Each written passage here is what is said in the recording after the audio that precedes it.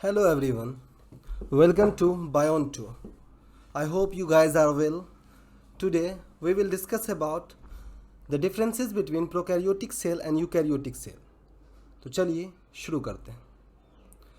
Differences देखने से पहले हम कुछ सिमिलरिटीज़ हैं जो प्रोकैरियोटिक सेल और यूकैरियोटिक सेल बहुत टाइप ऑफ सेल के बीच में होती है उनके बारे में हम जानेंगे.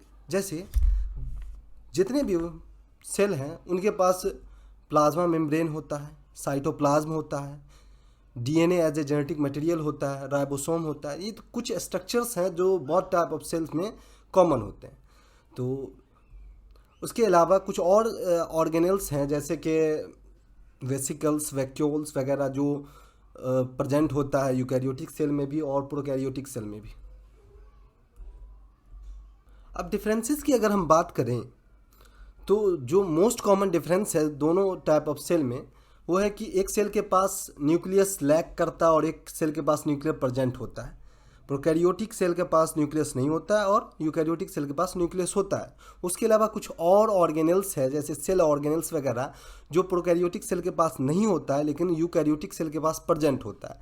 तो इन कुछ खास डिफरेंसेस के अलावा भी कुछ और सारे डिफरेंसेज हैं जिनके बारे में हम नेक्स्ट स्लाइड में देखेंगे. Prokaryotic cell versus eukaryotic cell. सबसे पहले यूकैरियोटिक सेल में की अगर हम बात करें तो उनके पास न्यूक्लियर प्रेजेंट होता है, प्रोकैरियोटिक सेल में एब्सेंट होता है. नंबर ऑफ क्रोमोसोम की अगर बात करें तो यूकैरियोटिक सेल के पास वन और more than one number of chromosome हो सकता है. प्रोकैरियोटिक सेल में वन होता है, वो भी मतलब सिंपल फॉर्म में होता है. उसके अलावा कुछ एक्स्ट्रा क्रोमोसोमल डीएनए का फॉर्म होता है जिसको हम लोग प्लाज्मिड कहते हैं, वो प्रोकैरियोटिक सेल में प्रेजेंट होता है.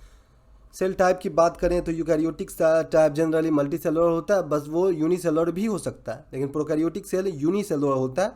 कुछ एक्सेप्शन को अगर छोड़ दे जैसे साइनोबैक्टीरिया वगैरह जो में भी मल्टी सेलुलर फॉर्म में प्रेजेंट हो सकते हैं.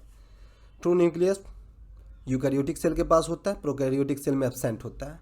एग्जाम्पल्स की अगर बात करें तो यूकैरियोटिक सेल के एग्जाम्पल हो गए animal cells, plant cells, fungus cells and algae वगैरह. यूकैरियोटिक सेल के एग्जाम्पल हो गए बैक्टीरिया और आर्किया. जेनेटिक रिकम्बिनेशन की अगर बात करें तो यूकैरियोटिक सेल में म्यूसिस और फ्यूजन ऑफ गैमेट के जरिए जेनेटिक रिकम्बिनेशन परफॉर्म होता है, लेकिन प्रोकैरियोटिक सेल में ये पार्शियली होता है और वो भी उसमें जो है ना डीएनए का ट्रांसफर यूनिडायरेक्शनल होता है. Lysosomes, peroxisomes, microtubules, endoplasmic reticulum और माइटोकॉन्ड्रिया वगैरह की अगर हम बात करें तो ये सारे हैं सेल ऑर्गेनल्स जो जनरली जो है ना यूकैरियोटिक सेल में प्रेजेंट होते हैं, प्रोकैरियोटिक सेल में ये एब्सेंट होते हैं. साइटोस्केलेटन की अगर बात करें तो वो यूकैरियोटिक सेल में भी प्रेजेंट होता है, प्रोकैरियोटिक में, लेकिन प्रोकैरियोटिक में कभी कभी साइटोस्केलेटन एब्सेंट भी हो सकता है. डीएनए रैपिंग की अगर हम बात करें तो यूकैरियोटिक सेल के पास होता है हिस्टोन प्रोटीन जिस पे डीएनए रैप्ड होता है, सुपर कॉइल्ड होता है. और प्रोकैरियोटिक सेल की अगर हम बात करें तो प्रोकैरियोटिक सेल में एचयू प्रोटीन पर जो है ना डीएनए का फोल्डेड फॉर्म जो है ना राउंड या वाउंडेड फॉर्म में होता है, सुपर कॉइल्ड फॉर्म में होता है.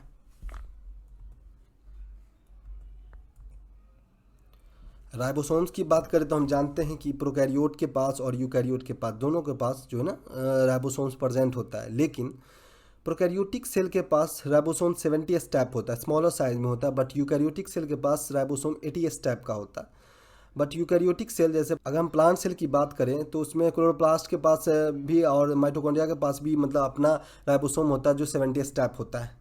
वेसिकल्स की अगर बात करें तो दोनों टाइप ऑफ सेल के पास वेसिकल प्रेजेंट होता है. गोल्गा एपरेटस की अगर बात करें तो यूकैरियोटिक के पास प्रेजेंट होगा और प्रोकैरियोटिक में एब्सेंट होगा.